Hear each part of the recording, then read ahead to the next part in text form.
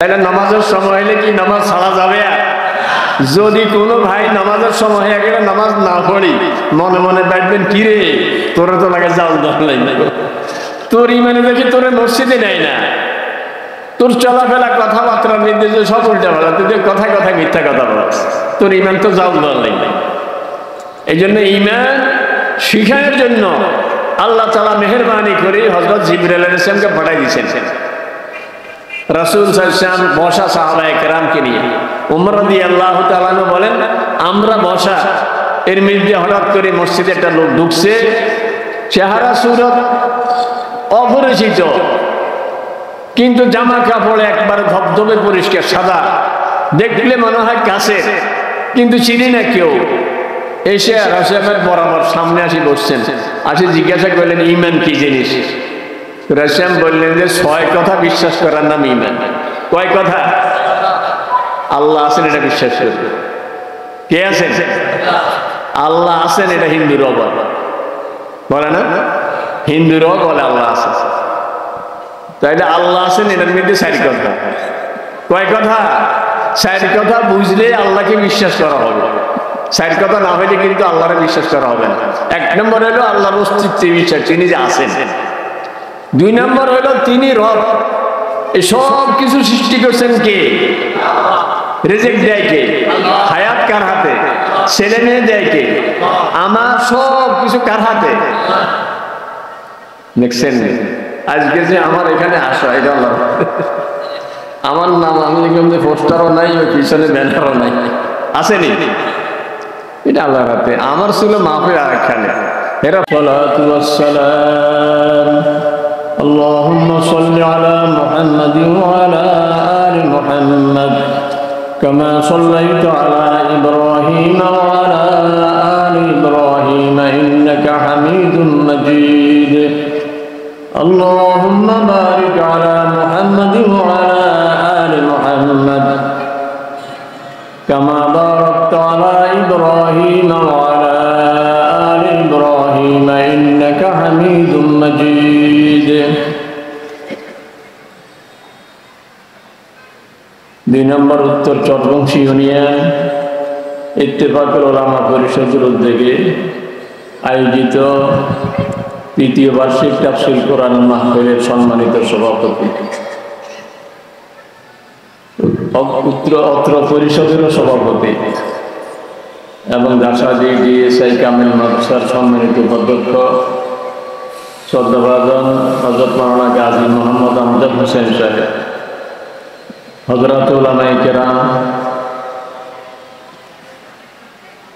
বয়োজ্যেষ্ঠ মুরব্বিয়ানে কেরাম, সকল বয়সের দিনদার ভাইয়েরা, অত্র বাজারের সম্মানিত ব্যবসায়ী ভাইয়েরা, পর্দার আলের আমার মা ও বোনেরা, আল্লাহ রাব্বুল আলামিন বড় মেহেরবানি করে দিনের এক মুবারক মজলিসে আমাদেরকে আসার বসার তৌফিক দিয়েছেন। শুকরিয়া আদায় করার ভাষাটাও তিনি শিখিয়ে দিয়েছেন, এই জন্য তারই শিখানো ভাষায় শুকরিয়া আদায় করি, বলবো আলহামদুলিল্লাহ। নামটা দেখে আমার কাছে খুব ভালো লাগতেছে, ইত্তেফাকুল উলামা। বর্তমান দুনিয়ার সমস্যা এখানে মুসলমানদেরকে এক হইতে দিচ্ছে না, কারণ মুসলমান এক হইয়া গেলেই বিজাতিদের সমস্যা, ওরাই মারামারি লাগায়, মসজিদের মধ্যে বোমা ওরাই ফাটায়, এদের ষড়যন্ত্র থেকে বাঁচা বড় মুশকিল।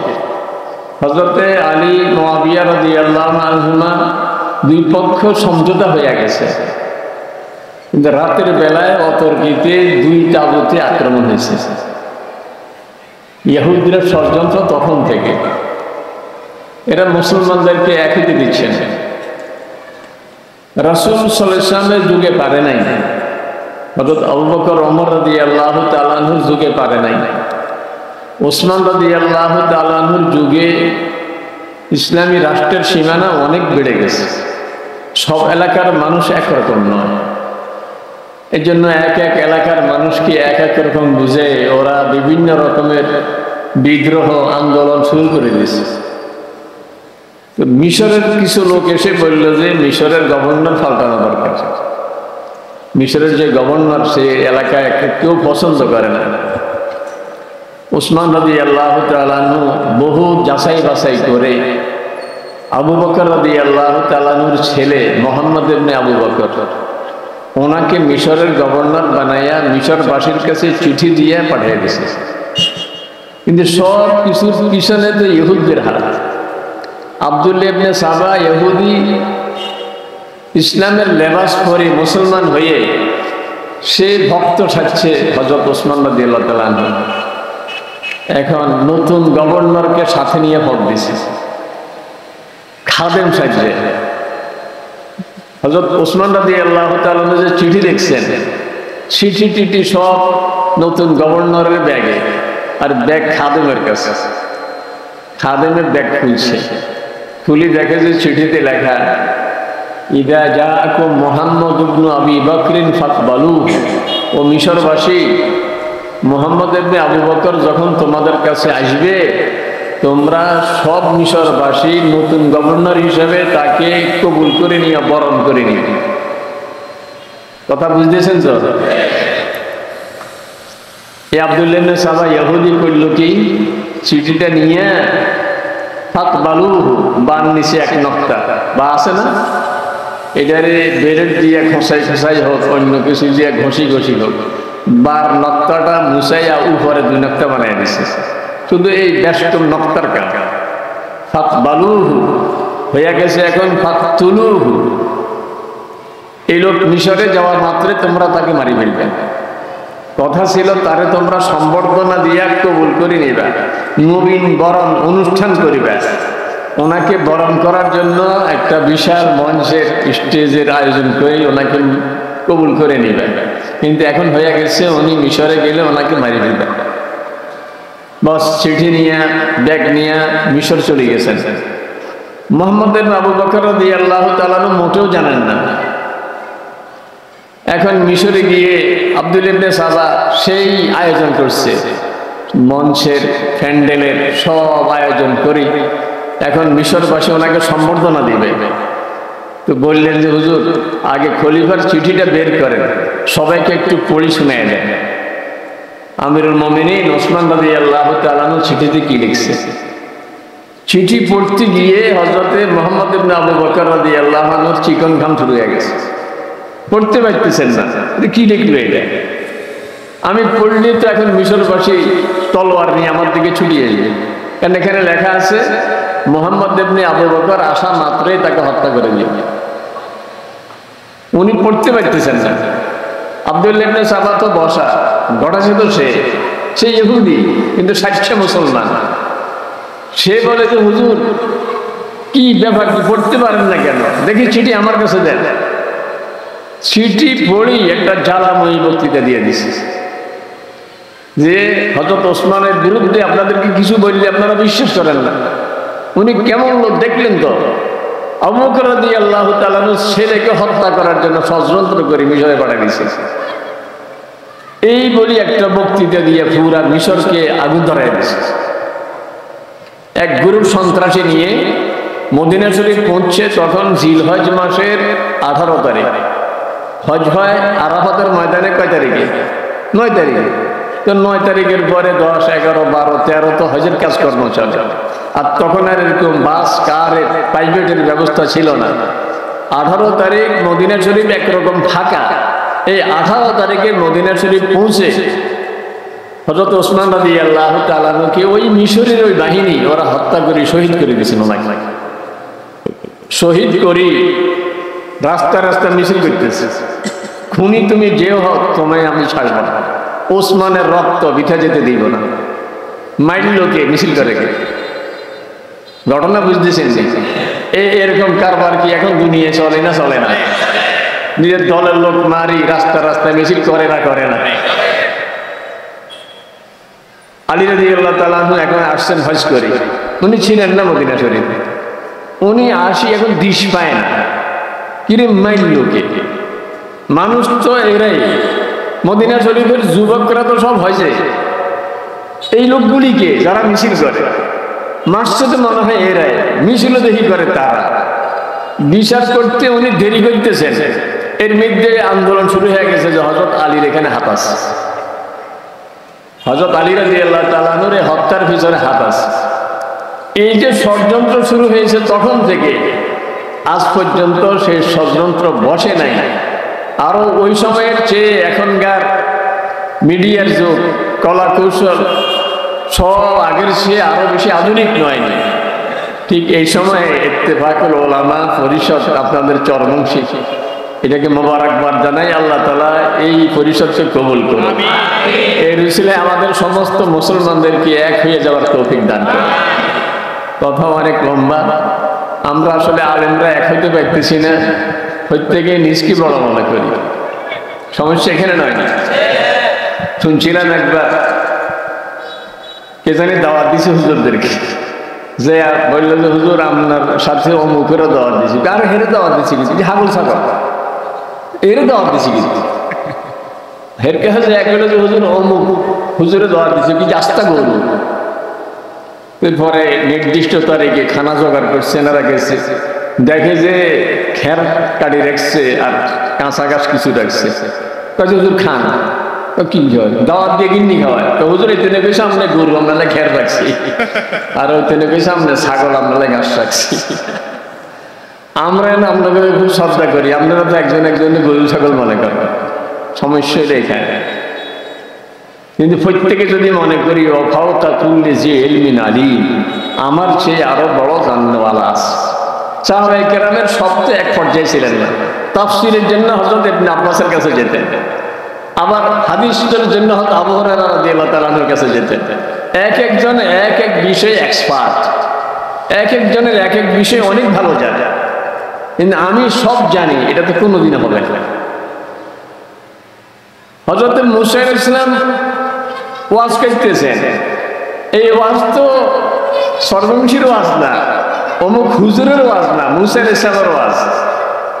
যে পাঁচজন নবী সম্পর্কে আল্লাহ তাআলা বলছেন ফাসবির কামা সাবারা উলুল আজমি মিনার রাসূল, ওই দৃঢ়চেতা, ওই বড় সাহসী, ওই বড় ধৈর্যওয়ালা পাঁচজন নবী, ওনারা যেভাবে সবর করছেন আপনি ওরকম সবর করেন। ওই পাঁচ নবীর একজন হলো হযরত মুসা আলাইহিস সালাম। ওনার ওয়াজের ঢং, ওনার ওয়াজের স্টাইল, ওনার ওয়াজের অ্যাকশন সেদিন কিরকম ছিল, মানুষের মধ্যে কিরকম প্রভাব পড়ছে। ওয়াজের শেষে একজন এসে প্রশ্ন করছে, হুজুর আপনার সেই বড় আলেম আছে নাকি? যিনি যে যুগের নবী, ওই যুগের নবীর চেয়ে বড় কেউ থাকেনি।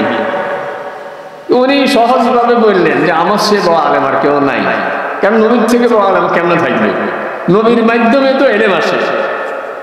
কিন্তু আল্লাহ তাআলার এই কথাটা পছন্দ হয় না, উনি নিজের বড় আলেম বলল। উনি বলা দরকার ছিল আল্লাহ সবচেয়ে বেশি জানে, কিন্তু উনি বললেন কি আজ আমার সে বড় আলেম আর নাই। তো আল্লাহ তাআলা বললেন যে আমার এক বান্দা আছে অমুক জায়গায়, দুই সাগর যেখানে মিলছে সেখানে আমার বান্দাকে পাবে। তবে পাওয়ার একটা আলামত হলো একটা মাছ সাথে নিয়ে যায়, মাছ যেখানে চলে যাবে ওখানে আমার সে বান্দাকে পাবে। সাথে খাদেম, হযরত ইউসা আলাইহিস সালাম যিনি পরে নবী হয়েছেন, তখন মুসা আলাইহিস সালামের খাদেম ছিলেন। খাদেমের সাথে ব্যাগ দিয়ে দিয়েছেন, ব্যাগের ভিতরে মাছও আছে। খাদেমকে বলে নাই যে ভিতরে মাছ আছে, মাছ কোন জায়গা দিয়ে যায় খেয়াল রাখি, এত কথা বলেন নাই, এটা উনি জানেন। যেতে যেতে এক জায়গায় দুজনে ক্লান্ত হয়ে থামছেন। খাদেমে ভাবছে যে হুজুর ঘুমাচ্ছে, আমি আর বসে থাকি লাভ কি, একটু উজু করি নি। উজু করি নফল নামাজ পড়ে হুজুর ঘুমাক। পুটলি রাখা ব্যাগটা রাখা উজু করতেছে, ওই পানির ছিটা যখন মাছের ব্যাগের মধ্যে পড়ছে, ব্যাগ একটু ভিজি উঠছে। ভিজা অংশ যখন মাছের গায়ে লাগছে, হঠাৎ করে ব্যাগের ভিতরে নড়া শুরু হয়ে গেছে। খড়খড়ানি পর্যন্ত খড়খড়া, ব্যাগ নড়া শুরু হয়ে গেছে। ব্যাগের ভিতর থেকে মাছ বের হইয়া ওই পানির ভিতরে ঢুকে গেছে। পানির ভিতরে হাত ঢুকাইয়া টান দিলে ছিদ্র দেখা যায়নি, আর ছিদ্র থাকেনি, কিন্তু মাছ যে গেছে যদ্দূর গেছে ছিদ্র দেখা যায়। এটা অবাক করা কথা নয়। হাত্তা খাজা সাবিলাহু ফিল বাহরে সারাওয়া, আল্লাহ তাআলা বলেন ভিতরের দিকে সব ছিদ্র হয়ে রয়েছে। উনি অবাক হইয়া আশ্চর্য হইয়া চেয়ে আছে। হযরত মূসা আলাইহিস সালাম ঘুমাচ্ছে। এখন ভাবছে যে নামাজ পড়ে হুজুর জাগলে বলব, কিন্তু মূসা আলাইহিস সালাম ঘুম থেকে উঠে বলতেছেন, আরে দেরি হয়ে গেছে, উঠে চলো চলো। এই চলো চলো বলার সঙ্গে খাদেম ভুলে গেছে এই কথা, হুজুরের অর্ডারে আসল কথা ভুলে গেছে। যেতে যেতে অনেক দূর গিয়ে মূসা আলাইহিস সালাম বলতেছে, আতিনা দাদা আনা লাকাদ লাকিনা মিন সাফারিনা হাযা নাসাবা। এরে অনেক ক্লান্ত লাগতেছে, খানা আছে তো ব্যাগের ভিতরে, একটু দাও না খেয়ে নি। এখন খাদেমের মনে আসছে, হুজুর বলতে তো ভুলে গেছি, মাছ চলে গেছে তো। অত্তাখাযা সাবিলাহু ফিল বাহরে আজাবা, আগের বার বলছে সারাবা, এখন বলে আজাবা। মাছের জন্য ছিল ছিদ্র আর দুজনের জন্য ছিল আশ্চর্য ঘটনা। মূসা আলাইহিস সালাম বলেন, আরে যালিকা মা কুননা নাবগি, আরে এটাই তো খুঁজি, যেখানে মাপ যাবে সেখানে তো আল্লাহর বান্দারে পাওয়া যাবে। আবার পায়ের চিহ্ন ধরে ধরে ওই জায়গায় এসে ছিদ্রিয়া কোনো কোনো তাফসীরে রেখেছে ওই ছিদ্র দিয়েই মূসা আলাইহিস সালাম ভিতরে ঢুকে গেছে। আর কোনো কোনো তাফসীরে রেখে আগে দেখেন নাই কিছু, এখন আসি দেখে যে পানির উপরে সবুজ চাদর ভিসাইয়া আল্লাহর এক বান্দার নাকটাকে ঘুমাইতে আছে। মূসা আলাইহিস সালাম সালাম দিয়েছেন, বলে যে আন্না হাযা সালাম, এটা এই জায়গায় সালাম দেয় কি? এটা তো পৃথিবী থেকে একটু জনমানব শূন্য নিরিবিলি একটা এলাকা, সালাম কে দিল? যে আমি মূসা। কোন মূসা? আপনি? বনু ইসরাইলের নবী মূসা। কি জন্য আসছেন? আল্লাহ বলছে কদিন আপনার সাথে থাকতে। কয়দিন থাকতে বলছে? কয় না, আপনি আমার সাথে থাকতে পারবেন না, কারণ আপনার কাছে যে এলেম আছে অত এলেম আমার নাই, আবার আমার কাছে যেটা আছে ওটা আপনার কাছে নেই। মুশকিল হইল আমরা ভাবতেছি যে আমি সবচেয়ে বেশি জানি, কিন্তু আমি কি জানি যে ওনার এলেম আমার চেয়ে অনেক বেশি। একজন লোক দেখতে আপনার পছন্দ হয় না। একবার মদিনা শরীফ যখন আমরা পড়ি, এক ছাত্র কি জানি প্রশ্ন করছিল, ওস্তাদ তারা একটু ধমক দিচ্ছে, তুমি কি বুঝো? সে বললো যে ওস্তাদ আমি 32টা তাফসীর শেষ করছি। ছাত্র তাফসীরি কিতাব 32টা পড়ে শেষ করছে, ওস্তাদ ঠকাইয়া গেছে, দোয়া করে দিছি আল্লাহ তোমার এলেমে আরো বরকত দান করো। একজন সাধারণ মানুষ আপনার কাছে মনে হয় যে সাধারণ, নূরেনি মানুষের পড়ায়, কিন্তু দেখা গেছে আসলে দাওরা পাস, হাফেজ, এবং তার ভিতরে ভিতরে অনেক মোতালা আছে, কিন্তু সে ছোট্ট একটা মাদ্রাসা, কোরআনের মাদ্রাসা নিয়ে বসিয়েছে, ভাবতেছে যে এটা হইলো নিখুঁত একটা জিনিস, কারণ কোরআনের খেদমতের মধ্যে কোনো খুঁত আছে নি। ভাবতেছে যে ছোট্ট একটা মাদ্রাসা হোক, কিন্তু আমি আসল ফাউন্ডেশন দিয়ে দিই, এই এলাকার ছেলে মেয়েরা সব দিনদার হয়ে যাবে, হাফেজ হয়ে যাবে, কারি হয়ে যাবে, ফাউন্ডেশনটা আমি দিয়ে দিলাম। এই জন্য আল্লাহ তাআলা ইত্তেফাকুল উলামার এই উদ্যোগকে কবুল করুন। এখানে সরকারি আর কওমির বিভেদ করা হয়নি, এখানে কওমি আছে, সরকারি আছে, সব রকমের মাদ্রাসা আছে, এবং সব উলামায়ে কেরামকে এরকম একমত হওয়ার তৌফিক দান করুন। কারণ একমত হয়ে গেলে আমাদের জন্য সুবিধা, তখন আমরা মানতে পারবো। এখন তো শয়তান ধোঁকা দেয়, আরে কার কথা শুনবেন, অমুক হুজুর এক কথা কয়, অমুক হুজুর আর এক কথা কয়, এত কথা থাক দরকার নেই। আমি লক্ষ্মীপুর বাজারে একটু নিজের কিডনি সমস্যা ছিল, ঢাকা থেকে পরীক্ষা নিরীক্ষা করাইয়া অনেক টাকা পয়সা খরচ করি, প্রেসক্রিপশন নিয়ে ওষুধ নিয়ে আসতেছে। লক্ষ্মীপুর আসার পরে মনে আসলো যে লক্ষ্মীপুর থেকে এখন বাসায় যাবো, একটু ডাক্তার, হোমিও ডাক্তার আছে প্রয়োজন, একটু দেখে আনি ওনাকে। তো ওনাকে দেখাইছি, আর উনি কয় যে ঢাকার থেকে তো ওষুধ নিয়ে আসছেন, প্রেসক্রিপশন নিয়ে আসছেন, ওষুধটা আপাতত বন্ধ রাখেন, আমার হোমিওটা একটু খেয়ে নেন, এরপরে খাইতে পারবেন, এক সপ্তাহ অপেক্ষা করে। খাওয়ার 2 দিনের মাথায় আমার পাথর বাইরে গেছে। তো এই হোমিও ডাক্তার আমারে বলতেছে, হুজুর এলোপ্যাথিক চিকিৎসা কোনো চিকিৎসাই নয়, এটা রোগের সামাদি রাখে, আর আমাদের তো হইলো আসল চিকিৎসা, রোগের একেবারে সমূলে দূর করে দেয়। দেখছেন তো আপনার পাথর বার করে দিচ্ছি, তাইলে এনে কি এলোপ্যাথিকের পক্ষে বলছেন না বিরুদ্ধে বলছেন? ওটা কোনো চিকিৎসাই নয়, পক্ষে না বিরুদ্ধে? বিরুদ্ধে। আরেকদিন বলছি এক বড় ডাক্তার, নাম বললাম, আপনারা দুজনকে চিনবেন, লক্ষ্মীপুরের খুব বড় ডাক্তার দুজনেই, এক এলোপ্যাথিক ডাক্তারের কাছে বসছি। বসার পরে আমরা বলতেছি, হুজুর আপনারা তো সবাই ভালো যায়, হোমিও ডাক্তারকে তামসা দেখছেন নি হুজুর? কি কয় যে আপনি রোগের কথা বললে উনি তাকের থেকে ছোট্ট শিশুকে নামান আর আরেক শিশুর মধ্যে পানি ঘুরাইয়া ওখান থেকে 3-4 ফোঁটা দিয়া তাঁতের মধ্যে থাবড়ায়। আপনি যদি বলেন যে ওই তাকের ঔষধ পানির সাথে মিশাইলেন কা, কয় যে না পানির সাথে মিশাইলে পাওয়ার বাড়ে। হুজুর এগুলো কেন আপনি কইলছেন সাগরের মধ্যে কোকা ফোঁটা ছাড়ি দিয়ে পাওয়ার আরো বাড়ি যাবে। পক্ষে বলছে না বিরুদ্ধে বলছে? আমরা কি ডাক্তার ছাড়ছি যে আমি কোনো হোমিও ডাক্তারের কাছে যাব না, আমি এলোপ্যাথিক ডাক্তারের কাছে যাব না, এরকম করছি নি কোনোদিন? না, আমি আমার বুঝ মতো কোনো সময় হোমিওর কাছে যাই, কোনো সময় এলোপ্যাথিক কাছে যাইনি। এই জন্য হুজুররা যে যার বিরুদ্ধে বলে বলো না, আমার জান্নাতে যাওয়া লাগবে। কি বলেন? আমি ওনাদের সাথে রাগ করি, ওনাদের এই সমস্ত ইখতিলাফ দেখি, আমি যদি দূরত্ব বজায় রাখি তা আমি জান্নাতের পথ থেকে বিভ্রান্ত হয়ে যাব। আমি এলেম ওলামায়ে কেরামের সাথে যোগাযোগ না রাখলে বর্তমানে যে ফেতনার যুগ, নিজের ঈমান আমল বাঁচানো মুশকিল হয়ে যাবে। আমার লক্ষ্মীপুরে একজন লোক জেনারেল লাইনে নামাজ পড়তো নিয়মিত, কিন্তু হঠাৎ করে দেখি জুমার মসজিদে আসে না। এখন আমি একজনকে বললাম উনি জুমার মসজিদে আসে না, কারণ তো জুমা পড়ায় না। তো উনি তো এখন আহলে কোরআন হয়ে গেছে, উনি হাদিস মানে না। উনি সালাম দেয় আসসালামু আলাইকুম ওয়া রাহমাতুল্লাহ বলে না, কয় আসসালামু আলাইকুম ওয়া রাহমাতুল্লাহ, এটা তো কোরআন শরীফে নাই। তো সালামুন হে বলে সালামুন ওয়াসাদ্দুর, অথবা সালামুন আলা মান ইত্তাবাল হুদা। আমি তো সর্বনাশে না, শয়তান মানুষকে কতভাবে ধোঁকা দেয়। এই জন্য ওলামায়ে কেরাম যেই বলো, দেখছেন নি রাস্তায় একজন অন্ধ, সাদা ছড়ি তার হাতে, সাদা লাঠি একটা হাতে। আপনি বলেন এরে চিনছেন তুই আমারে? আমি তবু এলাকার অমুক মেম্বার, আমি অমুক চেয়ারম্যান, তুই কই যাস? কই অমুক জায়গায়। কত রাস্তা তো তোর ডাইনে। ডাইনে বলার সঙ্গে সঙ্গে অন্ধ কোনোদিন পা দেয় না। সে তার যে হাতের মধ্যে সাদা ছড়ি আছে, লাঠি আছে, লাঠি দিয়ে দুটো গুঁতে দেয় আগে, তাই না? গুঁতে দিয়ে নিশ্চিত হয়ে তারপরে পা দেয়। যদি বলেন যে আমি তো তবু মসজিদের ইমাম সাহেব, রাস্তা তো বাম দিকে, এই কথা বলার সঙ্গে সঙ্গে বাম দিকে সে পা দিবে না, সাদা ছড়ি দিয়ে সে দুটো গুঁতে দিয়ে নিশ্চিত হয়ে তারপরে পা দিবে। আল্লাহ তাআলা আমার আর আপনার কাছে বিবেকের লাঠি দিছে। গায়ের পিছনে লেখা আছে পৃথিবীর সবচেয়ে বড় আদালত মানুষের বিবেক, লেখা আছে না? বিবেকের লাঠি দিছে। আপনি চিন্তা করবেন আমার জান্নাতে যাওয়া লাগবে।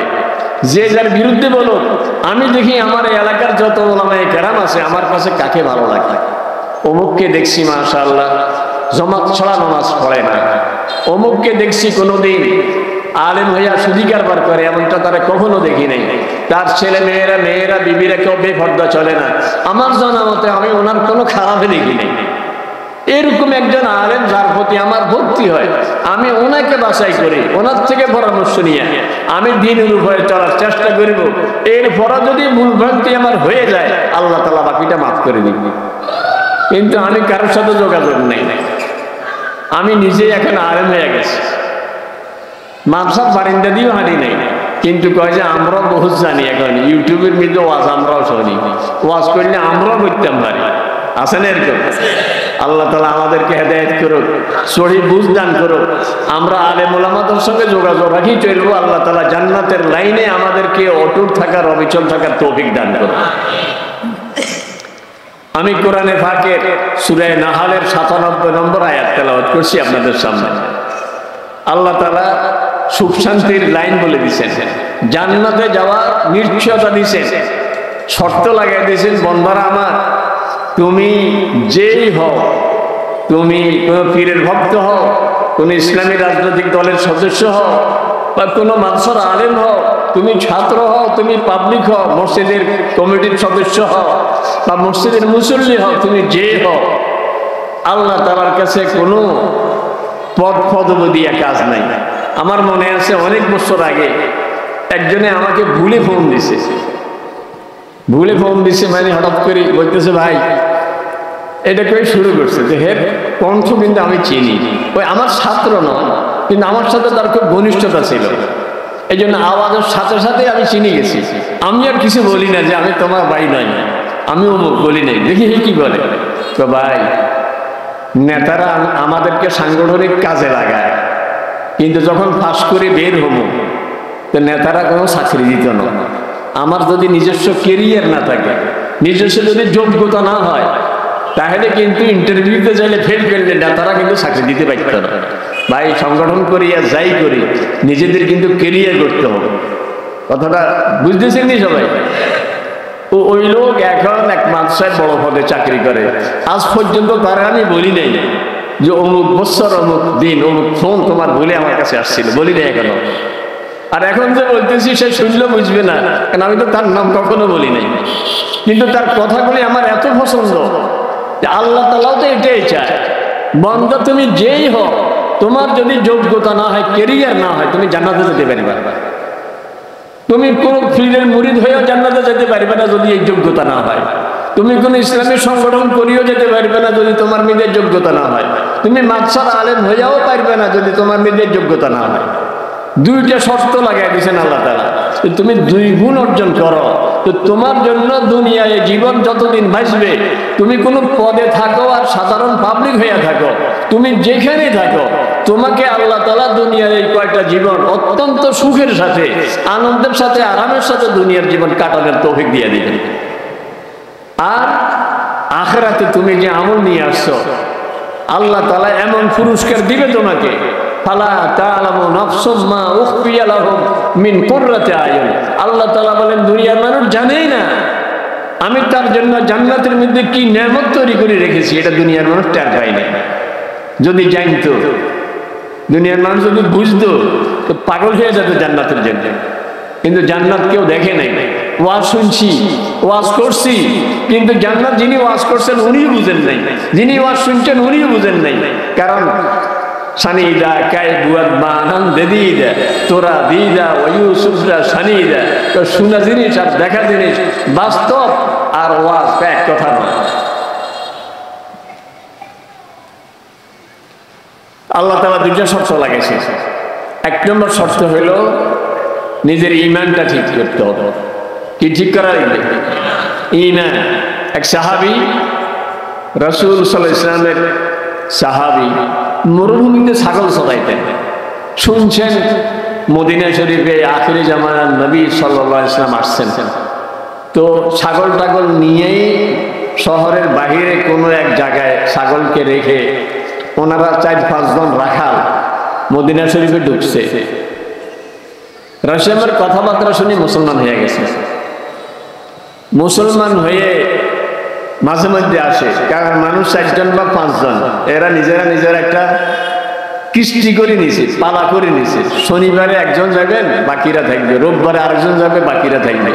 এই না ছাগল অন্যরা ভাড়া দিবে, এরকম বাড়ি বাড়ি করে পালা করামে কৃষ্টি আসতেছে।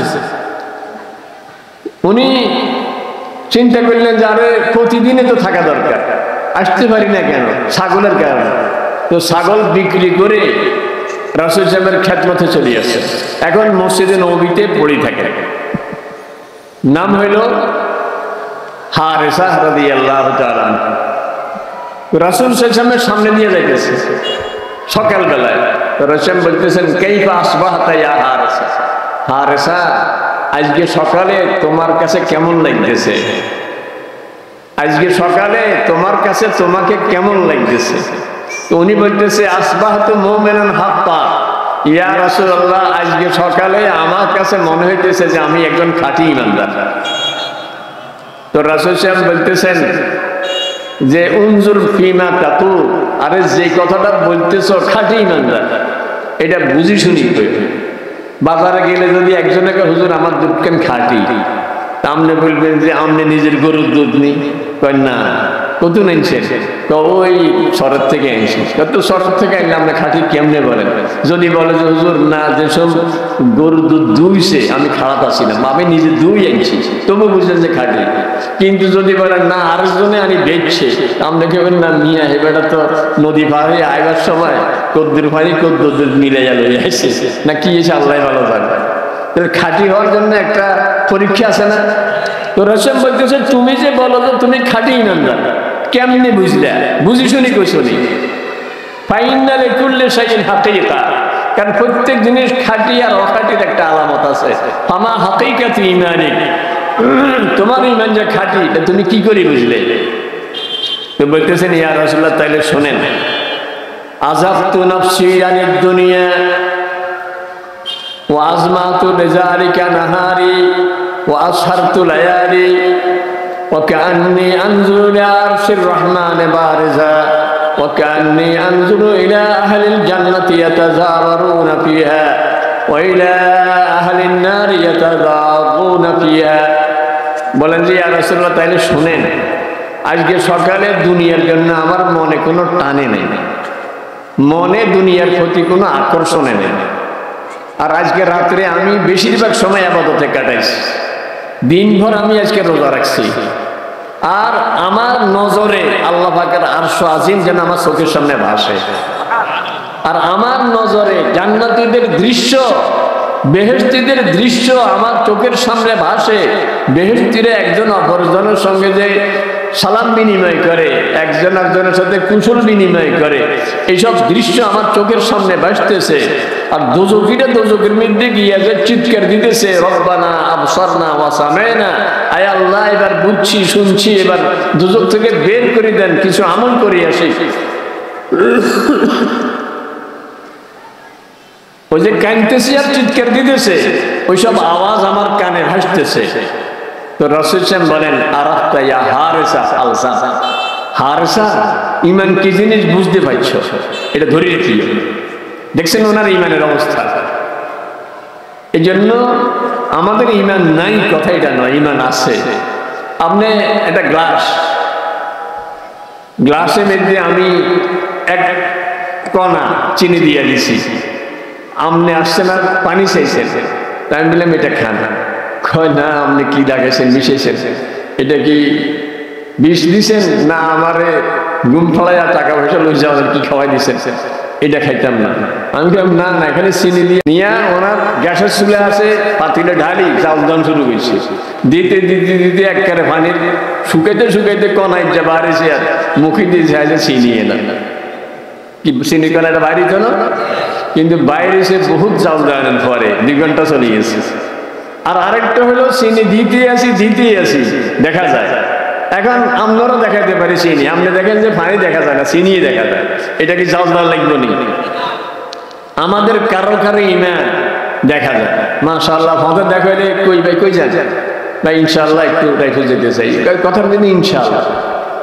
গতকালকে অমুক জায়গায় গেছিলেন, মাহফিল ছিল যে, আলহামদুলিল্লাহ গেছিলেন, আলহামদুলিল্লাহ। চেহারার মধ্যে দাঁড়িয়ে আছে, নামাজের আজান হয়ে গেলে ফিরিসান মসজিদ দিকে দৌড়ে, মানে তার কাজ কর্মে সব কিছুতেই ঈমান দেখা যায়। মৌতের সময় ফেরেশতারা তার ঈমান দেখবে, কবরের মধ্যে তার ঈমান দেখা যাবে, হাসরের ময়দানে তার ঈমান দেখা যাবে। তো দোজখের আগুনে তার ঈমান কি আর জাল দেওয়া লাগবে না? জাল দেওয়ার কোনো কাম নাই, কারণ তার ঈমান দুনিয়াতেও দেখা গেছে, মৌতের সময় দেখা গেছে, কবরে দেখা গেছে, হাসরের ময়দানে দেখা যায়, জাল দেওয়ার কাম নাই। কিন্তু আরেকজনের ঈমান দেখা যায় না, এটারে কইলে কি নামাজ হয় না, কজন নামাজের মধ্যে গাফলতি আছে, ঈমান ঠিক আছে, আমার ঈমান তো ঠিক আছে, কিন্তু জাল দেওয়ার লাগবে কি বলে ঈমান ঠিক আছে, আপনার তো বলি না যে আপনার ঈমান নাই, কিন্তু মৌতের সময় ফেরেশতারা জাল দিছে, ঈমান বাইর হয় না, কবরে জাল দিছে, ঈমান বাইর হয় না, হাসরের ময়দানে জাল দিছে, ঈমান বাইর হয় না, দোজখের আগুনে জাল দিতে দিতে যখন ঈমান বের হবে তখন জান্নাতে যাবেন। কিন্তু জাল দেওয়ার নাই, আমরা কি জাল দেই না ঈমান চাই না বিনা জালের ঈমান চাই, যেন জাল দেওয়ার না লাগে। তাইলে নামাজের সময় হলে কি নামাজ ছাড়া যাবে? যদি কোনো ভাই নামাজের সময় হয়ে গেলে নামাজ না পড়ি, মনে মনে বাইবেন কি রে, তোরা তো লাগে জাল দেওয়ার নাই, তোর ঈমানে দেখি তোরে মসজিদে নেয় না, তোর চলাফেরা কথাবার্তার নির্দেশে সব উল্টা বলা, তুই কথায় কথায় মিথ্যা কথা বলাস, তোর ঈমান তো জাল দেওয়ার নাই। এই জন্য ঈমান শিখানোর জন্য আল্লাহ তাআলা মেহেরবানি করে হযরত জিবরাইল আলাইহিস সালামকে পাঠিয়ে দিয়েছেন। রাসূল সাল্লাল্লাহু আলাইহি ওয়াসাল্লাম বসা সাহাবায়ে কেরামকে নিয়ে, ওমর রাদিয়াল্লাহু তাআলা আনহু বলেন, আমরা বসা, এর মধ্যে হঠাৎ করে মসজিদে একটা লোক ঢুকছে, চেহারা সুরত অপরিচিত, কিন্তু জামা কাপড় একবার ধবধবে পরিষ্কার সাদা, দেখলে মনে হয় কাছের, কিন্তু চিনি না কেউ। এসে রাসূলের বরাবর সামনে আসি বসছেন, আসে জিজ্ঞাসা করলেন ঈমান কি জিনিস? রাসূল বললেন যে 6 কথা বিশ্বাস করার নাম ঈমান। কয় কথা? আল্লাহ আছেন এটা বিশ্বাস করবে। কে আছেন? আল্লাহ আছেন এটা হিন্দুরাও বলে না, হিন্দুরাও বলে আল্লাহ আছে। তাইলে আল্লাহ আছেন এটার মধ্যে চারি কথা, কয় কথা? চারি কথা বুঝলে আল্লাহকে বিশ্বাস করা হবে, চারি কথা না হইলে কিন্তু আল্লাহরে বিশ্বাস করা হবে না। এক নম্বর হলো আল্লাহর অস্তিত্বে বিশ্বাস, তিনি যে আছেন। দুই নম্বর হলো তিনি রব, এই সব কিছু সৃষ্টি করছেন কে? রিজিক দেয় কে? হায়াত কার হাতে? ছেলে মেয়ে দেয় কে? আমার সব কিছু কার হাতে? দেখছেন আজকে যে আমার এখানে আসা এটা আল্লাহ, আমার নাম আমি দেখলাম যে পোস্টারও নাই, ওই পিছনে ব্যানারও নাই, আসেনি, এটা আল্লাহর হাতে। আমার ছিল মাহফিল আরেকখানে, এরা ফোন দিকে হুজুর যেই প্যান্ডেল যেখানে হওয়ার কথা এখানে ওই যে পানি উঠছে যেই বেল, তো পানি এখনো শুকানো, আমরা ভাবছিলাম এটা তো অন্য সময়ের মতো শুকাইয়া সব এখন ভিজা, আমরা মাহফিলটা ভিসাম। আমার কাছে আজকের তারিখ খালি নেই। আর আপনাকে সভাপতি সাহেবকে হুজুর আমাদের যিনি মেহমান ওনার ডেঙ্গু জ্বর, আপনি কি সময় দিতে পারবেন না? আমি কিলাম ভালো, রেডিমেড একটা মাহফিল পাবো, কিছু কথা বলি আমি, বলা কথা গড়াইছে কি? দেখছেন নি কার গড়াই কি? এই জন্য যদি একই থাকে আল্লাহ ঘটায়, তাহলে মানুষের ফেরিসানি কমে যায়। কি কমে যায়? আর যা হওয়ার সব আল্লাহর তরফ থেকে হয়ে গেছে, পাইলেও অহংকারী হয় না। যেটা হয়েছে এটা কে দিছে? আল্লাহ দিছে, এটা আমার কিছু কৃতিত্ব নয়, দেওয়ার মালিক আল্লাহ। এই জন্য সব করেন কে? এটা হলো আল্লাহ রব। আল্লাহ কি? রব। তাহলে এক নম্বর আল্লাহ যে আছেন, দুই নম্বর তিনি রব, তিন নম্বর হলো তিনি আমার যত রকমের ইবাদত সব পাওয়ার উপযুক্ত তিনি। আমি জিকির করব কার? আল্লাহ। সিজদা করব কাকে? দোয়া করব কার কাছে? সব আল্লাহর কাছে চাইবো, কারণ দিতে পারেন একমাত্র তিনি।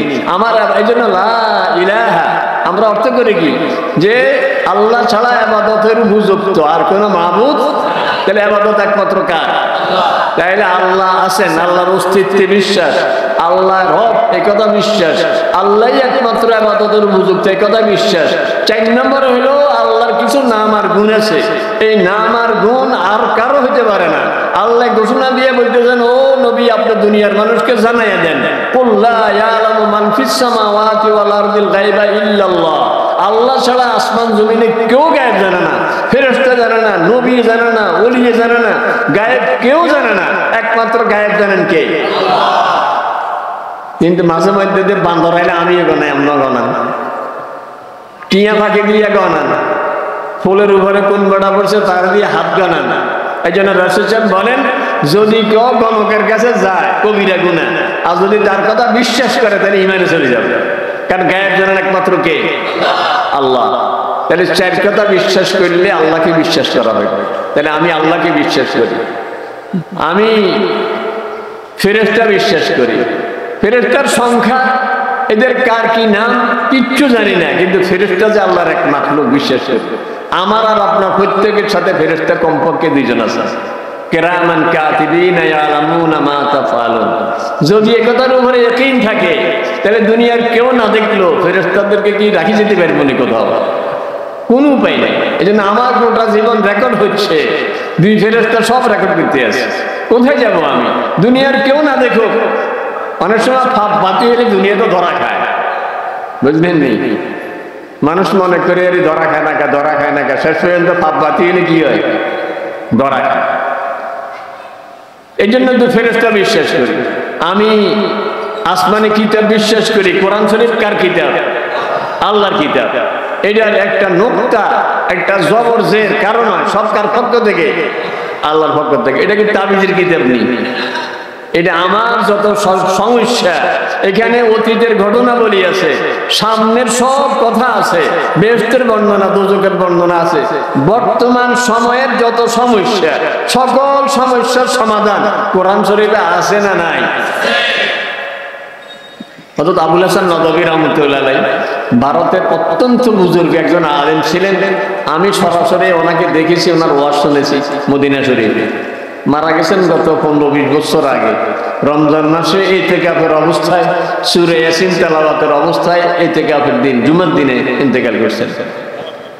উনি খুব বড় আলেম ছিলেন। উনি যখন মদিনা শরীফে যাইতেন, বড় বড় আলেম যারা ওরা সব খাতা কলম নিয়ে ওনার বয়ান নোট করার জন্য বসে যেতেন। ওনারে একজনে ধরছে, হুজুর কোরআন শরীফ থেকে সব সমস্যার সমাধান আছে? উনি কে আছে। সব প্রশ্নের উত্তর কি আছে? আছে। তো সব প্রশ্নের উত্তর মানে জিজ্ঞাসা করব পারিবারিক কোনো সমস্যা হইলে এটা সমাধান কি, আন্তর্জাতিক সমস্যার সমাধান কি, বাংলাদেশের এই সমস্যার সমাধান, এই জাতীয় উনি চিন্তা করছেন। বেটাকে হুজুর কোরআন শরীফ দেখেই বলতে পারবেন নাকি পারবেন? তো হুজুর তাইলে বলেন। তো বলো, প্রশ্ন করো। হুজুর আজকে বাজারে আটার দাম কত? দেখছেন নি কেন? এই কোরআন শরীফ কি আজকেরই না হয়েছে? আটার দাম তো গত সপ্তাহে, আর আজকে তো বেশ কমে গেছে। এর প্রশ্ন হইলো কোরআন শরীফ দেখি বলতে হবে আজকে বাজারে আটার দাম কত। উনি আগে বলছেন সব প্রশ্নের উত্তর কোরআন শরীফে আছে। এখন যদি বলে এটা তো নাই, তাইলে আগের কথা আর এই কথা বেমিলে যায় নাই, মোটেও চিন্তা করেন নাই। উনি ওনার ফোন নিয়ে, ভাই এটা কি ঘাসের আপনি ফোন দিতে আছে, এটা কি অমুক দোকান নেই, হ্যাঁ আজকে আটার দাম কত? ওই বেটার সামনে তো কইতেছে খোলা আটা 50 টাকার, প্যাকেট আটা 55 টাকা, এরকম খোলা আর প্যাকেটে বেশ কেমন আছে না। তো মোবাইল রাখি তারা বলে দিচ্ছে। তো হুজুর আপনি কইছেন কোরআন শরীফ দেখি করবেন, আপনি তো ফোন করি না কইছেন। তো কোরআন শরীফে এই কথাই আছে, ফাসআলু আহলা যিকরি ইন কুনতুম লা তা'লামুন, যেটা জানো না যে জানে তার জিজ্ঞাসা করি, তারপর উত্তরটা দিও। আনন্দন তো আমি জানি না, কোরআন শরীফ বলে দিছে যে জানে তারা প্রশ্ন করি, তার কাছ থেকে জেনে তারপরে বলি। তাহলে কোরআন শরীফ কার কিতাব?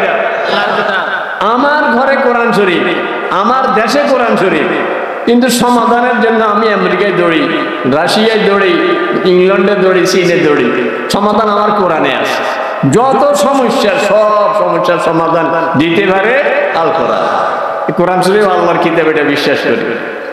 4 নম্বরে এই কোরআন শরীফ দিয়ে আল্লাহ তাআলা ক্ষান্ত হন নাই, প্র্যাকটিক্যালি কোরআন বুঝিয়ে দেওয়ার জন্য, যুগে যুগে কিতাবগুলি বুঝিয়ে দেওয়ার জন্য আল্লাহ তাআলা সাথে নবী রাসূল বানাইছে।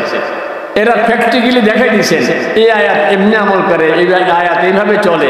সব একটা হলো থিওরিক্যাল, একটা হলো প্র্যাকটিক্যাল। এই বাস্তবে কোরআন শরীফ বুঝিয়ে দিয়েছেন আমাদের নবী মুহাম্মদুর রাসূলুল্লাহ। এখন যারা কোরআন মানে, আল্লাহ রাসূলকে মানে না, হাদিস মানে না, এরা কোরআন অনুযায়ী চলতে পারবে না।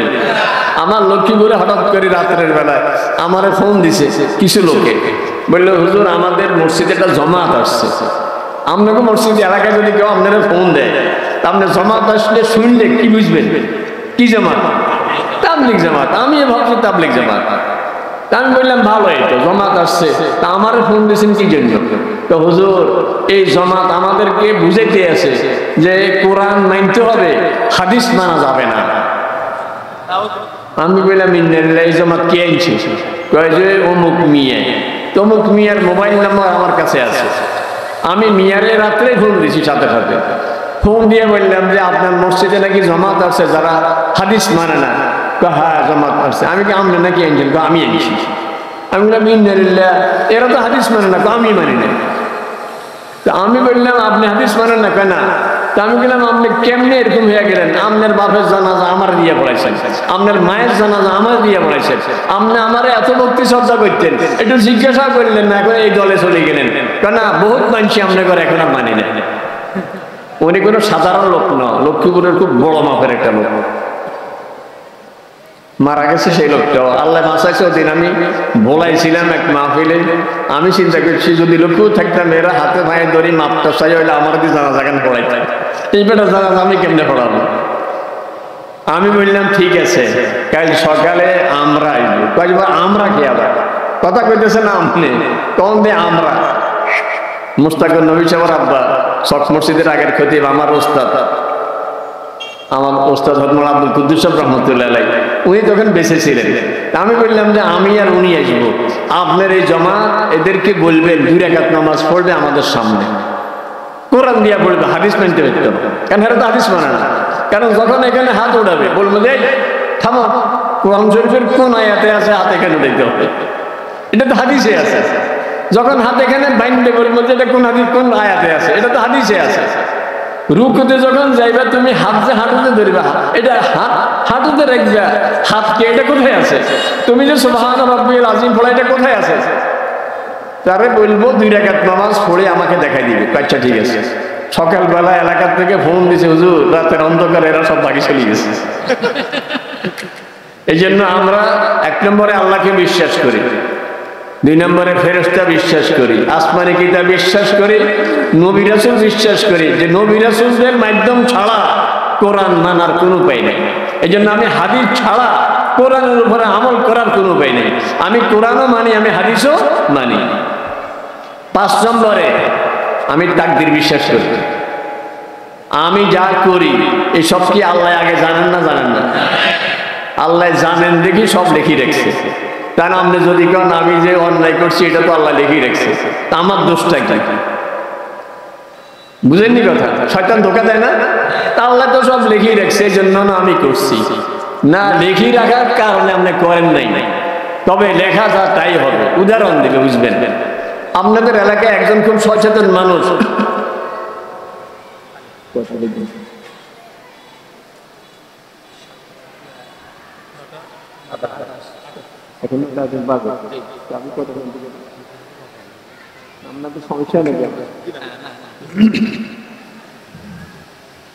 একজন সচেতন মানুষ, উনি একটা বাড়িতে নিজস্ব আয় ব্যয়ের খাতা রাখছে।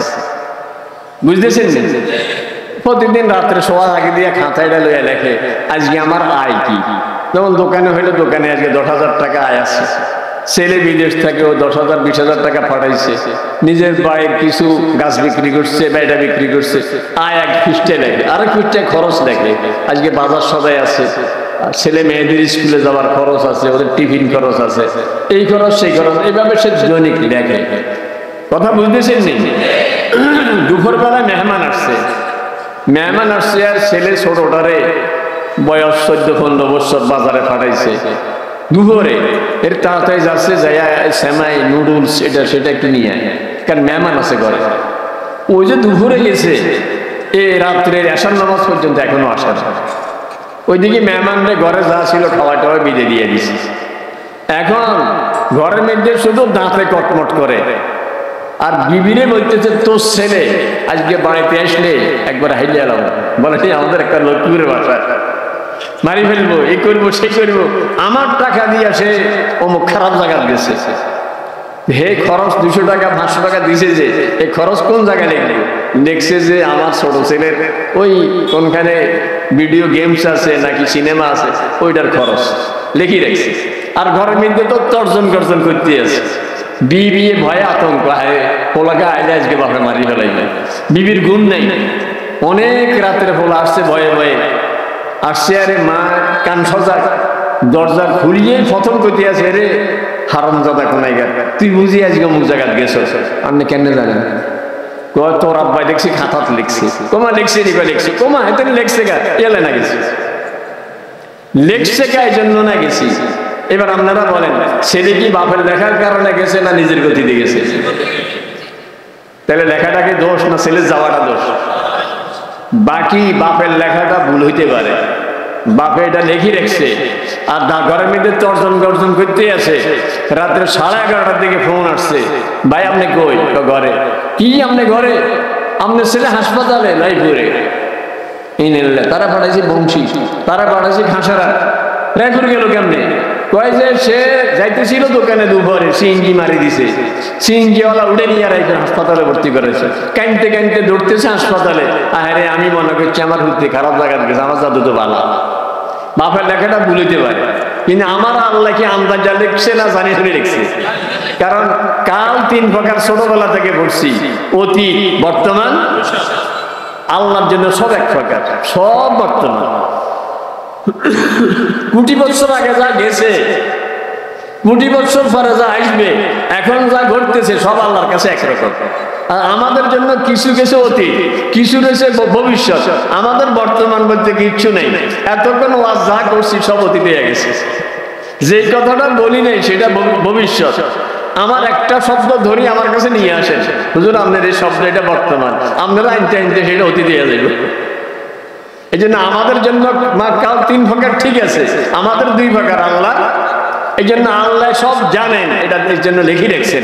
ওই লেখার উপরে আমার বিশ্বাস থাকবে, তাকদীরের উপরে থাকবে বিশ্বাস, হাতে থাকবে কাজ। আমি কাজ করব আর বিশ্বাস থাকবে আমার কিছুর উপরে। আমরা ওই তাকদীর বিশ্বাস করি। সর্বশেষ বিশ্বাস করি আখিরাতকে।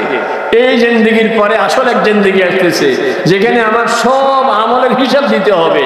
লা ইউগাদিরু সগীরাতান ওয়ালা কাবীরাতান ইল্লা আহসাহা। আল্লাহ তাআলা বলেন সেদিন ছোট বড় সমস্ত আমলের হিসাব দেওয়া লাগবে। আল্লাহর হাবিব সাল্লাল্লাহু আলাইহি ওয়াসাল্লাম বলেন, চারটা আমলের হিসাব দেওয়া ছাড়া কোনো মানুষ তার এক পাও নাড়াতে পারবে না। নিজের হায়াতের হিসাব, নিজের যৌবনের হিসাব, নিজের মালের হিসাব, নিজের যে এলেম আছে এলেম অনুযায়ী আমল কতটুকু, এটার হিসাব প্রত্যেককে দিতে হবে। কথা বুঝতেছেন নি? এই 6 কথা বিশ্বাস করার নাম হলো ঈমান। তাহলে আল্লাহ তাআলা বলেন দুইটা শর্ত। 1 নম্বর হলো ঈমান ঠিক করো। 1 নম্বর কি? 2 নম্বর হলো ওয়া আমেলা সালিহা, যদি নেক আমল থাকে। নেক আমল কি? আল্লাহ তাআলার হুকুমকে রাসূল সাল্লাল্লাহু আলাইহি ওয়াসাল্লাম যেভাবে করেছেন ওইভাবে করার নাম হলো নেক আমল। বুঝে আসছেন? মাগরিবের নামাজ কয় রাকাত? আজকে কয় রাকাত পড়ছে? আজকে এত বড় মাহফিল, ফরজ 4 রাকাত পড়লে ভালো হইতো না, কিন্তু আমরা কয় রাকাত পড়বো? 3 রাকাত। মেহমান আসছে,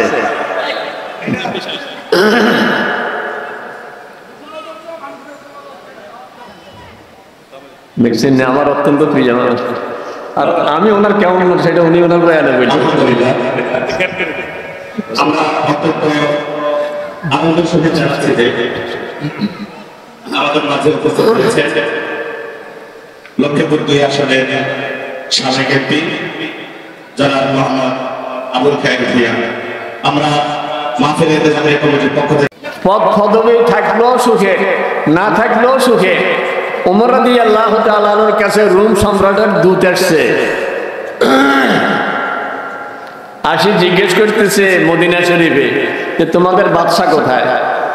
বললে যে আমাদের তো বাদশা নাই, আমাদের একজন আমির আছে, আমিরুল মুমিনিন। বলে আচ্ছা যাই বলো, বাদশা বলো আর আমিরুল মুমিনিন আছে, উনি কোথায়? ওনার গণভবন কই? ওনার সেই বঙ্গভবন কই? কোথায় উনি? কয় যে না, ওনাকে মসজিদে পাবেন। মসজিদে গিয়ে দেখে হযরত ওমর রাদিয়াল্লাহু তাআলা আনহু ওনার যে কোড়া থাকতো হাতের মধ্যে ব্যাগ, ওইটাকে মাথার নিচে দিয়ে উনি নাক দেখে নিরিবিলি ঘুমাচ্ছেন। তো ওই লোকটা দাঁড়ায় দাঁড়ায় চায়া রয়েছে হযরত ওমর রাদিয়াল্লাহু তাআলা আনহুর দিকে, আর বলতেছে আমিরুল মুমিনিন আদালতা ফাআমিনতা ফানিমতা। ও সারা দুনিয়ার মুসলিম উম্মার আমির, অর্ধ জাহানের যিনি রাজত্ব করতেছেন সে আমির। আপনি ইনসাফ করেন তো, শরীয়ত মতো চলেন তো, এই জন্য সর্বদিক থেকে নিরাপদে আছেন। মসজিদে এত মানুষের ভিতরে নাক দেখে নিরিবিলি ঘুমাইতে পারতেছেন। চতুর্পার্শ্বে কোনো সেনাবাহিনীর বেষ্টনী নেই, র্যাব পুলিশের কোনো পাহারা নাই, নিরিবিলি ঘুমাইতে পারতেছেন। ও মালিকুনা ইয়াজুরু, কিন্তু আমাদের বাদশাতে জালিম, এই জন্য ফালা ইয়াজালু খায়ফান মুতারাক্কিবা। এই জন্য সে তো খাইতেও পারে না, খাইতে গেলেও ডাক্তার পরীক্ষা করতে হয়, রাস্তায় বের হইতে পারে না, আগে পরে টহল দিয়ে তারে পার করে নিতে হয়। এই জন্য এত বড় মুসলিম জাহানের আমির হইয়াও সুখী, বড় নিরাপদে, যেহেতু তার মধ্যে ঈমান আর আমল আছে। এই জন্য আমি যেই হই, খুব বড় রাষ্ট্রের মালিক হই, কোন এলাকার বড় পদের মালিক হই, অথবা সাধারণ একজন গ্রামের নাগরিক হই, যেই হই, যদি আমার মধ্যে ঈমান আর নেক আমল থাকে, তাহলে আমার মতো সুখী আর কেউ নাই। রাজদরবার আলোচনা হইতেছে, বাদশা জিজ্ঞাসা করলেন যে এই দেশে সুখী কে? সবার বললে মহারাজ আপনি সুখী। যে তোরা বলস আমি সুখী, আমি জানি আমার হালত, রাত্রে ঘুমাইতে পারি না ভয়ে, কোনখান দিয়ে চলে যায় ক্ষমতা। বলে যে তাইলে অমুক মন্ত্রী সুখী, অমুক সুখী, যারে বলে হে না আমার অবস্থা তোরা জানোস না। একজন উঠে বলে স্যার আমাদের বাইরের পাশের একটা লোক সুখী, কারণ সবসময় স্পষ্ট করলে সে বলে আলহামদুলিল্লাহ আল্লাহ খুব সুখে রাখছে, কোনোদিন তার কাছে দুঃখের কথা শুনি নেই।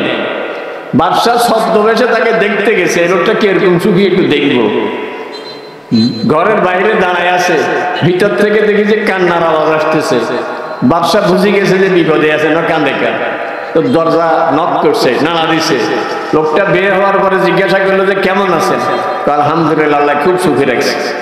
বাদশাহ বলে যে কোনো অসুবিধা নাই? কেন কোনো অসুবিধা নেই। কয় যে মিথ্যা কথা বলেন কেন, অল্প আগে আমি কান্নার আওয়াজ শুনছি, আর আপনি বলতেছেন কোনো অসুবিধা নাই, অসুবিধা না থাকলে কাঁদছেন কেন? তো বলতেছে যে আল্লাহ আমাকে যে সন্তানগুলো দিছে এগুলি আমার এত ভক্ত, এত অনুগত, এরা নিজেরা এত যোগ্য, এরা যখন সব শুয়ে পড়ছে রাত্রে আমি সবাইকে একটু দেখতেছি আমার ছেলেগুলি সব ঠিক মতো শুয়েছে কিনা, মশারি খাটাইছে কিনা, কারোর মশা কামড়ায় কিনা, এই সব দৃশ্য দেখি আল্লাহর নেয়ামতের কথা যখন মনে আসছে যে আল্লাহ এত নেয়ামতের বিনিময়ে আমি কি শুকরিয়া আদায় করবো আপনার, তখন আল্লাহর শুকরিয়ার জন্য কাঁদি ফেলছি। তো বাদশা বললো যে সত্যি আপনি সুখী, কারণ এই দেশে আর কাউকে এরকম পাই নেই যে এই কথা বলে যে আমার কোনো অসুবিধা নাই। এই জন্য আল্লাহ তাআলা বলেন যদি ঈমান আর নেকামল থাকে তাহলে আমি টাকা পয়সা না থাকলেও আলহামদুলিল্লাহ আল্লাহ সুখে রাখবে, টাকা পয়সা থাকলেও সুখে দেখবো লাগবে, আমার ঈমান সহি করা লাগবে আর আমল সহি করা লাগবে। এই জন্য আমল যেটা জানি এটা ছোটবেলা থেকে যেভাবে করি আসতেছি, ইত্তেফাকুল ওলামা, ওলামায়ে কেরামের সঙ্গে আমি একটু যোগাযোগ রাখি নিব।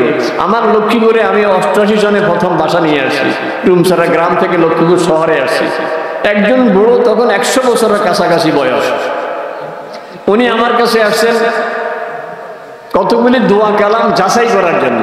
হুজুর ছোটবেলা থেকে দোয়া কালাম পড়ি আসতেছি, মৌতের সময় ঘনাইয়া গেছে, আপনি একটু যাচাই করে দেখেন আমি যে দোয়া কালামগুলি পড়ি এগুলি ঠিক আছে কিনা। আমি দেখি আশ্চর্য হয়ে গেছি, শুনি আশ্চর্য হয়ে গেছি, এত দোয়া। বলে কার কাছে শিখছেন? হুজুর আমি ছোটবেলায় সব আমার আম্মার কাছে শিখছি। আমি আরো আশ্চর্য হয়ে গেছি। এই জন্য আমি ছোটবেলা থেকে নামাজ পড়তেছি, আজ পর্যন্ত আমার নামাজ কোনো একজন আলেমকে দিয়ে যাচাই করি নাই হুজুর আমার নামাজটা ঠিক আছে। একটু কষ্ট করি, একদিন জোহরের পরে ফজরের পরে কোন এক নামাজের পরে ইমাম সাহেবকে বলবো হুজুর 5টা মিনিট আমার সময় দেন, আমি একটু 2 রাকাত নামাজ পড়ে আপনাকে দেখাই আমার হাত ওঠানে ঠিক আছে কিনা, হাত বাঁধা ঠিক আছে কিনা, আমার দোয়া ঠিক আছে কিনা, সূরা ফাতিহা ঠিক আছে কিনা, সূরা ঠিক আছে কিনা, রুকুতে যাবার ধরনটা ঠিক আছে কিনা, রুকুর দোয়া ঠিক আছে কিনা, সিজদা ঠিক আছে কিনা, সিজদার হাত রাখা ঠিক আছে কিনা, দোয়াগুলি ঠিক আছে কিনা, আমার আত্তাহিয়াত দুরূদ শরীফ ঠিক আছে কিনা, দোয়ায় কোনো ঠিক আছে কিনা। হুজুর যদি সব শুনি বলে যে মাশাআল্লাহ ঠিক আছে, তাহলে বাকি জীবন নামাজ যেভাবে পড়ি আল্লাহ তাআলার কাছে বলতে পারবো আল্লাহ আমি চেষ্টা করছি। কথা বুঝে আসেনি? আর সবসময় আলেম ওলামার সঙ্গে যোগাযোগ রাখি চলব। এখন তো যোগাযোগ রাখা সম্ভব, যেখানেই থাকেন হুজুরের মোবাইল নম্বরটা সংগ্রহ করে রাখবেন, আর জানে নেবেন কখন মোবাইল কিনলে সুবিধা হয়। এখন হুজুর বলে দিয়েছে আসরের পরে, কিন্তু আপনি ধরিয়ে শুরু করেন নাই। আসরের পরে ফোন দিয়ে বলতেছেন হুজুর আমি তো সর্বংশী থেকে বলতেছি, ফোনে আপনার কাছ থেকে অনুমতি নিয়ে নিয়েছি, এই সময় ফোন করার কথা বলছিলেন, এখন বলবো নি। কারণ যদিও আসরের পরে বলছে হুজুরে তো এক পা দিচ্ছে টয়লেটে আর এক পা বাইরে, কিন্তু আপনি 10 মিনিট নষ্ট করতেছেন, হুজুর তো পায়জামা নষ্ট হয়ে যাবে এখান দিয়ে। এই জন্য অনুমতি নিয়ে নেবেন, হুজুর কথা বলতেন নিয়ে এখন তো বলেন, তো মাসালাটা জানে নিব হুজুর, এই সমস্যা এই মাসালা জানে নিব। এরকম আল্লাহ তাআলা নিজে বলে দিয়েছেন ফাসআলু আহলা যিকরি ইন কুনতুম লা তা'লামুন। আমরা ইনশাআল্লাহ উলামায়ে কেরামের সঙ্গে যোগাযোগ রাখি চলতে রাজি আছি তো ইনশাআল্লাহ। যদি যোগাযোগ না থাকে, সাগরের সাথে যদি যোগাযোগ থাকে ছোট্ট একটা কুয়া, কোনো সময় এটা পানি শুকাবে না। আর বিশাল এক পুকুর কিন্তু যোগাযোগ নেই, বৃষ্টিও নাই, নদীর সাথে খালের সাথে সাগরের সাথে যোগাযোগও নাই, অল্প কদিনই শুকিয়ে যাবে। এই জন্য ওলামায়ে কেরামের সাথে যোগাযোগ রাখবেন না, রাগ করি আলেমারা এত কথা কয়, আমরা কার সাথে যোগাযোগ রাখবো? কদিন পর আপনারটা শুকিয়ে যাবে, দেখবেন আপাতত ছুটি যাবে, কিন্তু যোগাযোগ রাখি চলবো ইনশাআল্লাহ। এর জন্য আমি বলি না কোনো ফিরের মুড়ি দিতে বলি না, এটা বলি না যে ও ফিরের মুড়ি দেন, আল্লাহ ফিরের মুড়ি দিতে বলে নাই, বলছে যে আলেম ওলামার সঙ্গে যোগাযোগ রাখি চলো। এখন মুড়ি ধরলেও হইতে পারে, মুড়ি ধরা ছাড়াও যোগাযোগ রাখি চলতে পারে, কিন্তু যোগাযোগও রাখি না, মুড়ি দই না, তাইলে তো আমি হারিয়ে যাব। আল্লাহ তাআলা আমাদের সকলকে এইভাবে ঈমান আমল সহি করে দুনিয়ায় সুখী হওয়া, আখিরাতে নাজাত পাওয়ার আল্লাহ তাআলা রাস্তা যেন সহজ করিয়ে দেয়। সকলকে কবুল করুন। আমাদের লক্ষ্মীপুর 2 আসনের সে মাননীয় সাবেক সংসদ সদস্য, আমার অত্যন্ত প্রিয় মানুষ, যিনি আমাকে অত্যন্ত ভালো জানেন, মানে আমার মাদ্রাসার এমন কাজ করেছেন উনি না হয়ে অন্য কেউ হইতো না। আমার নানা প্রিন্সিপাল ছিলেন, আমার আব্বা প্রিন্সিপাল ছিলেন। প্রায় আমি ছোট্ট বলতেন যে প্রাইমারি স্কুলটা মাদ্রাসার বাউন্ডারি থেকে সরাইয়া দেওয়া দরকার, আমার আব্বা বলতেন, আমার নানা বলতেন পারে নাই। কিন্তু আমাদের এমপি মহোদয় কিচ্ছু নেই, উনি মানসায় ঢুকতেছেন, ওনার গাড়ি অ্যাক্সিডেন্ট হয়েছে। টুমসরের দিকে গাড়িটা ঢুকবে, রামগতির গাড়ির সাথে ধাক্কা লাগিয়ে গেছে। ওনার অ্যাক্সিডেন্টের খবর ভাইয়া লক্ষ্মীপুরে ডিসি, এসপি, এডিসি যা আছে সব যায় হাজির। উনি কোনো কথা নয়, আগে টুমসর মাদ্রাসা যাইয়া বলতেছেন যে আপনার প্রাইমারি স্কুল কোথায় সরাবেন? বললাম এখানে। এই বস হয়ে গেল। এক কথায় প্রাইমারি স্কুল মানসা বাউন্ডারি থেকে বাইরে, প্রাইমারি স্কুল খুব সুন্দর পরিবেশে আছে। আমাদের মানসায় এক ভেজাল থেকে মাইসা নিরিবিলি মানসা চলতেছে। আল্লাহ তাআলা এমপি মহোদয় আর কোনো আমল না হোক, এই আমলের রুচি নেই, আল্লাহ তাআলা ওনাকে জান্নাতের উঁচু মাকাম দিয়ে দেবে ইনশাআল্লাহ। আল্লাহ তাআলা কবুল করুক। ওয়া আখিরু দাওয়ানা আলহামদুলিল্লাহি রাব্বিল আলামিন। আলহামদুলিল্লাহ।